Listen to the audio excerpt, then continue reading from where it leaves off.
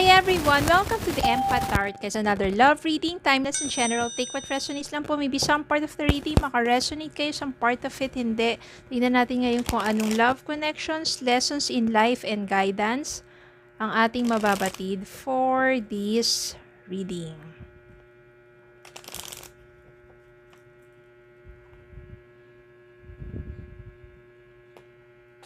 Okay, Spirit Guide, send me messages. Anong love connections ito, lessons in life and guidance ang nais yung ipabatid sa amin.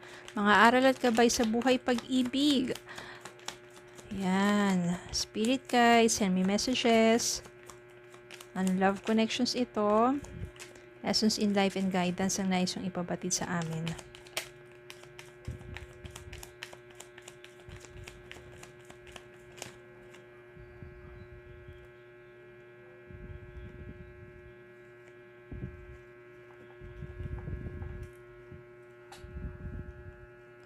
The World, Hangman, Seven of Wands, Eight of Pentacles, the Chariot, Nine of Pentacles, Ace of Cups, and Sun. Napakaganda ng energy. Very positive to.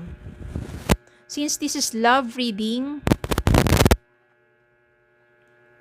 ang ibig sabihin lang nito, maari ngayon, okay, single ka, you are focusing to yourself, may trabaho ka, magandang takbo ng yung trabaho, career, kung may negosyo ka, magandang takbo ng negosyo mo, na nagiging maunlad. No? Kaya ibig sabihin, kahit single ka, hindi ka nag-worry about love life, about everything, hindi mo pinipressure yung sarili mo, because you are just doing well with your life, you are just happy, even that you are single, you are doing well. So, ayan o, yung Eight of Pentacles dito, ibig sabihin, minamaster mo kung ano yung ginagawa mo. Kung nandiyan ka ngayon nag-aaral, yung pinagtutuunan mo ng pansin upang maging matagumpay ka at makatapos. Ganun din kapag negosyo, na kung saan nagfo-focus ka doon. Yun kasi yung maganda, kapag ka nag-focus ka sa sarili mo, tumataas ang vibration mo and you become more attractive. You attract many blessings in your life. Hindi lang love. Marami pang mga opportunities ang na-attract mo. No, ito yung Seven of Wands dito, ibig sabihin, you have perseverance. Yung Seven of Wands dito, ibig sabihin, ginagamit mo at iba't ibang mga wands na yun in order for you to pursue kung ano yung nais mo sa buhay. Ngayon, naiisip mo, paano naman yung love life ko? Okay naman ako, I'm single, doing well with my life.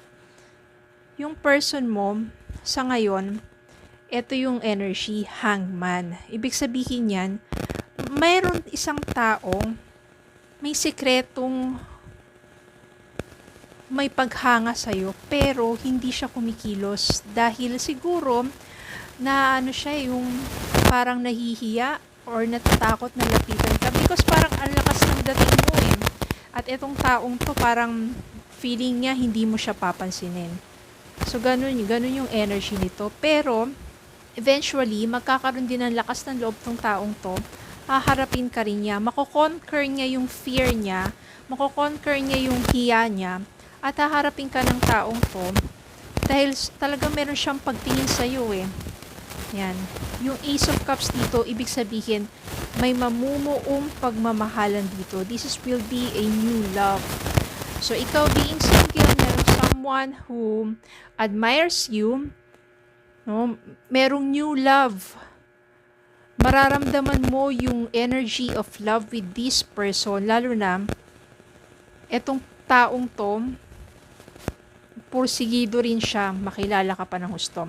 Yung sun dito, ibig sabihin, napaka-bright, napakaganda ng connection ninyo. Ibig sabihin dito, magiging maganda ang inyong pagsasama, you will be happy, very light ng inyong pagsasama. Ibig sabihin yan is magaan. No, parang magkasama kayo, masaya, magaan, parang matagal na kayong magkakilala at you will enjoy each other's time. No, you will enjoy each other spending time together. Yan, yung world dito ibig sabihin this may be the fulfillment. Kasi okay ka na sa sarili mo eh. Ngayon, meron naman someone na nagmamahal sa'yo. This will be a fulfillment of your dreams. And maybe, if kayong dalawa nang buo yung connection ninyo at maging kayo, ibig sabihin yan, maybe, it will turn into the next level. So, yun yung world. So, hindi lang siya ibig sabihin na overseas. Ibig sabihin din yan, yung fulfillment. Di ba yung kabuuan, yung parang yung completion, which is sa iyong relationship. It will start from a new love that will form, that will develop between the two of you ng taong ito. Maganda at magaan ang yung pagsasama. At there will be a next level. So, meaning, ibig sabihin yan, maybe it will go to the next level. Maybe it will go to marriage. Tingnan natin ang mga oracle messages. Ibig sabihin, completion yan, no? From a new love that will develop, will form, and it will go to the next level of love, which is commitment, engagement, even marriage. Love call. Someone expresses love, a message of love, thinking of you and letting you know. Ito na yun ang secret admirer mo. Magkakaroon na siya ng lakas ng loob at you will receive message from this person. Love call. Thinking of you and this time letting you know. No? Letting you know na ipapaalam na niya, ipapahayag na niya yung tunay niya nararamdaman sa'yo. Hindi na siya matatakot, hindi na siya mahihiya pa. Okay, so sa mga single dyan, don't give up on love.